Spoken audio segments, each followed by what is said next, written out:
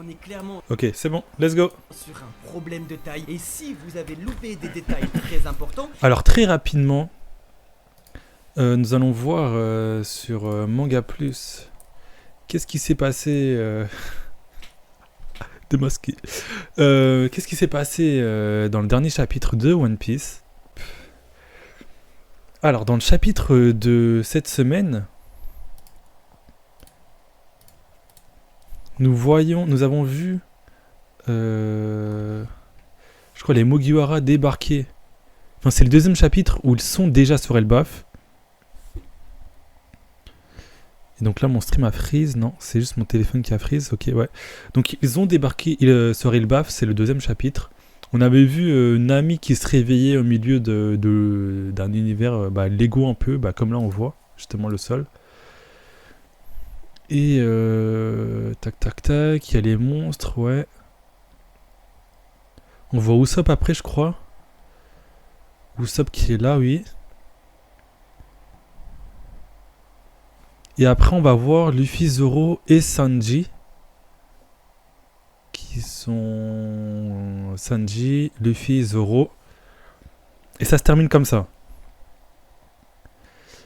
Et donc, on avait appris aussi que eux, ça fait déjà depuis quelques heures ou minutes, je sais pas, qu'ils sont déjà acclimatés à ce nouvel environnement. Et donc, le Nami est surpris qu'il le soit. Mais il y avait un mort aussi, je crois, le dieu lapin, un truc comme ça. Yggdrasil, ferait mieux, nanana. Il se passe clairement quelque chose, on prend les habits, nanana. D'après les habitants de la forêt, si le sol a tremblé tout à l'heure, c'est parce que le dieu oreille s'est écroulé par terre. Un lapin aussi gigantesque, qu'est-ce qui a bien pu lui arriver? Et ça parlait, je crois qu'il disait, ouais, il faut qu'on prévienne le dieu soleil. Ouais, on ferait mieux de prévenir le dieu soleil. Si les flammes... Attends, c'est la forêt qui brûle. Si les flammes atteignent l'arbre monde Yggdrasil, c'en est fini de ce monde, de ce pays. On ferait mieux de prévenir le dieu soleil. Ok.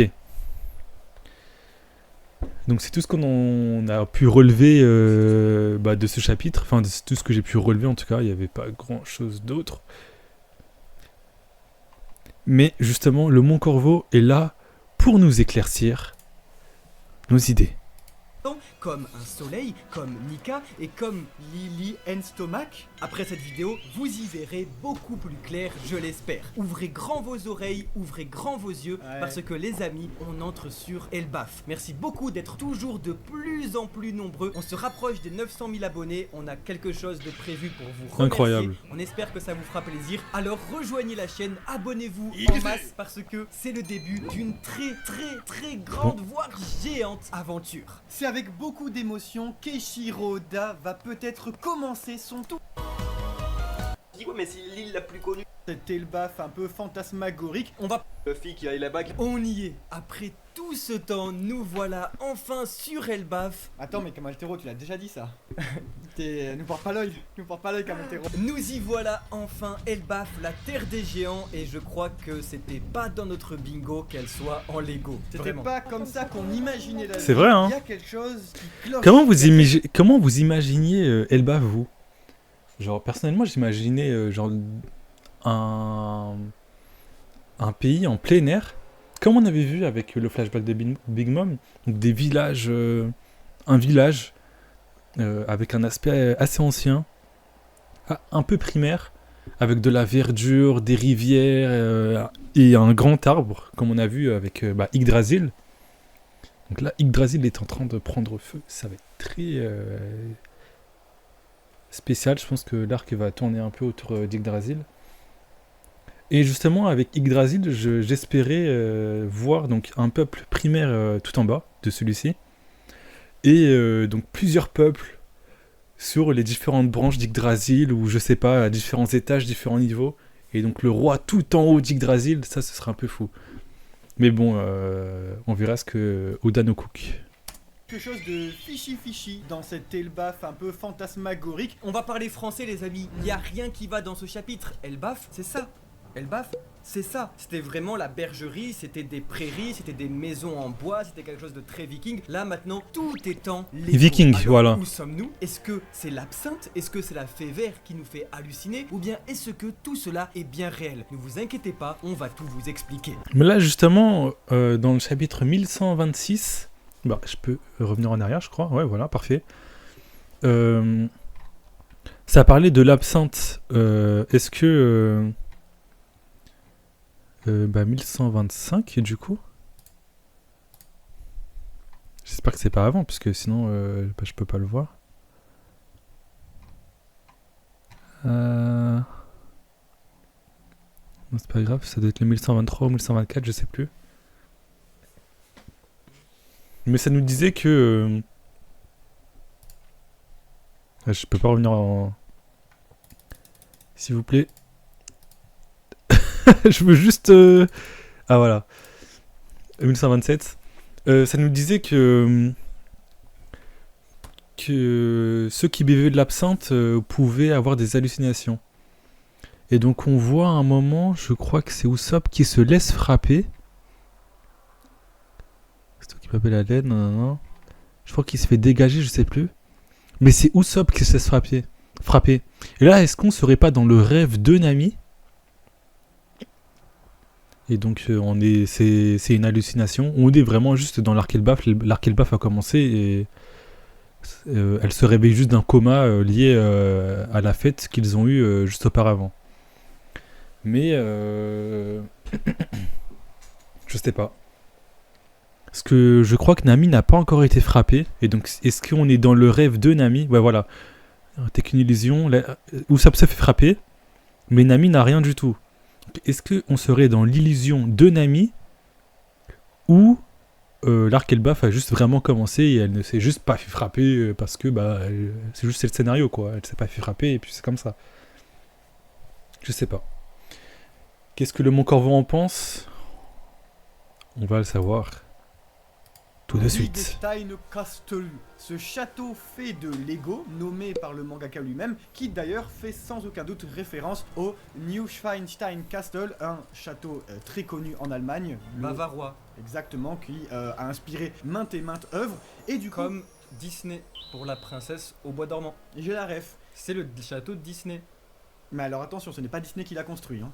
On est chez Eiichiro Oda. Qui va mettre Big dans le nom de son château s'il est pas petit? Dis bien, un truc qui cloche, c'est que vous l'avez tous remarqué, dans ce chapitre, les Mugiwara sont attaqués par leur ennemi le plus redoutable depuis Kaido, un chat avec une couronne. Et ce chat, il est en train de jouer à une sorte d'effet de prédation, à savoir, il est en train de chasser ses souris dans son château, dont il est lui-même le roi. On a vu des géants qui s'inquiètent de l'état de leur village, puisque des abeilles géantes seraient tombées. Des mêmes géants qui précisent que le dieu des oreilles, à savoir un lapin, parce que, spoiler alerte, un lapin ça a de très grandes oreilles, aurait été battu. Mais comment est-ce que c'est possible de battre, selon les dires d'un géant, un lapin aussi titanesque? Un lapin de cette taille. Et ils disent même que le grondement et le tremblement de terre ressenti, c'était en réalité sa chute. Vous comprenez que quelque chose cloche lorsque le hérisson présenté dans ce chapitre, tout comme le chat, sont exactement à taille réelle vis-à-vis des géants. En effet, le chat qu'on voit ici, compte tenu de la taille de Luffy, Nami, Zoro et Sanji, et Usopp, fait exactement la taille qu'on attendrait d'un chat de géant. Exactement la même Donc, pour le hérisson. Donc le lapin géant serait plus gros que les géants eux-mêmes. Je pense que c'est ça qu'ils sont en train d'insinuer. Les abeilles, cependant, semblent beaucoup trop grosses pour les géants. Alors, la seule chose qui ne va pas ici, compte tenu que tout est en Lego, c'est que les géants ici ne seraient en réalité pas des géants. La construction en Lego ne s'arrête en effet J'ai tout mélangé, voilà, merci à vous.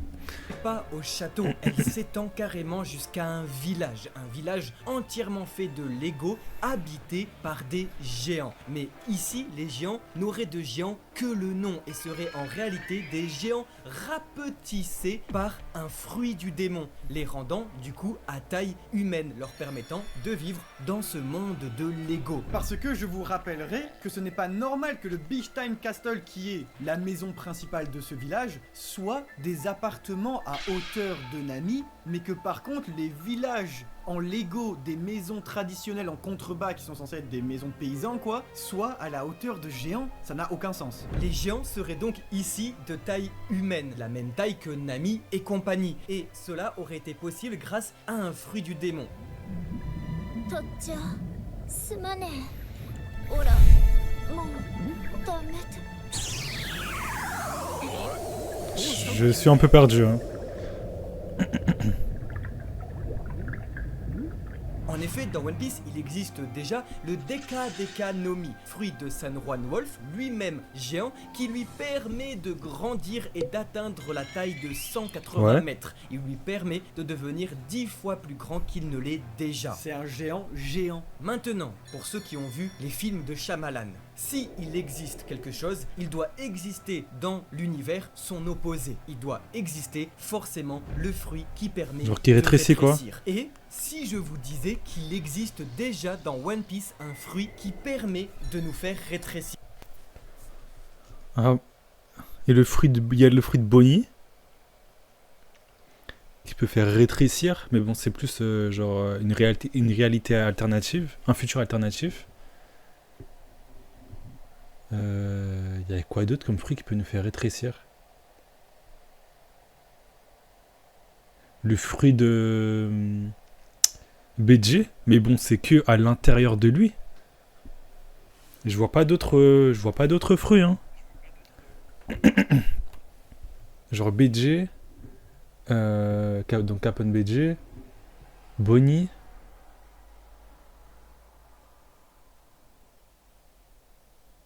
Je vois pas. Des bons Bonnie, Bonnie elle est avec nous quoi. Je sais pas. C'est le mini Nomi utilisé, oui, par une géante d'Elbaf. On est dans le fillers qui devait préparer la sortie au cinéma du film One Piece Z. Nous découvrions la petite géante Lily Stomach, tout droit originaire d'Elbaf. Dans ce fillers, Lily doit retrouver son père qui vient d'Elbaf et elle a le fruit qui lui permet de devenir toute petite. Et donc la Toei Animation, avec le monde d'Eiichiro Oda déjà à l'époque, s'amusait avec les tailles. On n'en sait rien. Ça sort pas de nulle part en fait ce qu'on vous dit de ce jeu de taille, parce que lorsque Lily est introduite dans le filler, littéralement on croit que c'est une humaine. On croit que c'est une humaine, mais pas parce que elle c'est une tontata qui s'est agrandie, mais bel et bien parce que c'est une géante qui a rétréci. Et moi je vous dirais que ce qui cloche avec tout ça, c'est Ant-Man. Vous connaissez tous Ant-Man avec les films Marvel, voilà, les comics, tout ça. Ant-Man il peut s'agrandir, se rétrécir, c'est un pouvoir de la pop culture très connu. Mais San Juan Wolf, il a brisé ça, parce que du coup lui il ne peut pas rétrécir. De ce fait, ça sous-entend quasiment à 100% que le fruit de Mini Nomi pour se rapétissir existe forcément. Si on a Samuel L. Jackson, on a forcément Bruce Willis. Merci à toi. Pour conclure, Oui, il existe, mais comme il a déjà été utilisé dans un filler. Après, un filler n'est pas canon. Est-ce que Oda va le réutiliser? Je sais pas. il y a Et puis là, ce serait genre un éveil du coup, parce que ça a touché plusieurs personnes. C'était pas une personne qui est petite, c'est plusieurs, c'est tout un village d'après eux. Donc, genre, ce serait plus un effet comme. J'ai plus son nom. La personne, la fille là, qui rend les gens jouer dans l'arc de Flamingo. Là, elle touchait les personnes et toutes les personnes se mettaient en jouet, se transformaient en jouet. Là, si un fruit qui permet d'être petit, enfin, ouais, si le fruit a le pouvoir de rendre quelqu'un petit, ce serait juste son utilisateur, normalement, pas les autres. Je pense. Ce sera un peu comme dire que Luffy peut donner le pouvoir du Gum-Gum à d'autres personnes. Enfin, je trouve ça un peu bizarre, personnellement. Bonnie peut le faire, c'est vrai. Et BG aussi, ouais. Je capte pas. Des fois, c'est un peu bizarre, les fruits du démon. Pourquoi pas? Pourquoi pas? un écueil à cette théorie, c'est merci les deux géants là, ils sont trop RP, ils kiffent beaucoup trop appeler des lapins des dieux à oreilles, à part si en réalité ce ne sont pas des géants, mais tout comme les Mugiwara, des êtres humains. Et oui, l'image des Vikings dans One Piece est tout de suite attribuée aux géants. Mais qui nous dit ici que les Vikings présents dans les Lego sont géants? Regardez, les Mugiwara ont été habillés en Vikings. Et ces personnes pourraient être eux aussi des prisonniers, là depuis longtemps, habillés en Vikings. Et grâce à ce stratagème, Eiichiro Oda pourrait tout simplement nous brain. En parlant de ces petits géants dans les Lego, on peut remarquer sur leur bouclier le logo du soleil, le même soleil qui avait été présenté par Eiichiro Oda au chapitre 1100. Gouah gouah gouah gouah, Cabaltero. Ce même chapitre-là nommait déjà à l'époque le bouclier du soleil. On remarque donc que l'auteur petit à petit intègre chez ces géants le lexique du soleil, le lexique de Nika. De ce fait, est-ce qu'on serait pas dans un gigantesque bac à sable, gigantesque ça correspond tout à fait bien aux géants, et qui tromperait ici à la fois les personnages et les lecteurs? On sait très bien qui pourrait être derrière tout ça, ça y ressemble, ce serait Loki, parce que on peut remarquer quand même au final sur le chat et... Moi je vous le dis, lui là, Loki c'est une grosse fraude.